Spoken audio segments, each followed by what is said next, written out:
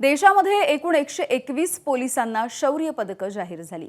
यामध्ये गडचिरोलीमधील नक्षलवाद्यांसोबत 2 हात करत सेवा बजावणाऱ्या गडचिरोलीमधल्या 31 पोलीस अधिकारी आणि अंमलदारांना शौर्य पदक जाहीर झालंय। 22 एप्रिल 2018 रोजी भामरागड तालुक्यामधल्या बोरिया कसनासूर या ठिकाणी घनदाट जंगलामध्ये पोलीस आणि नक्षलवाद्यांमध्ये भीषण चकमक झाली होती। या एकाच मोहिमेमध्ये 40 नक्षलवाद्यांना कंठस्नान घालण्यात गडचिरोलीमधल्या पोलीस दलाला यश आलं। या मोहिमेमध्ये प्रत्यक्ष शौर्य गाजवणारे पोलीस निरीक्षक अमोल फडतरे, पोलीस उपनिरीक्षक मधुकर नेताम, वासुदेव मडावी, विलास पोरतेट, संतोष नेताम यांच्यासोबतच 31 जवानांच्या कामगिरीची दखल आता राष्ट्रीय स्तरावरती घेण्यात आली आहे। एबीपी माझा, उघडा डोळे बघा नीट।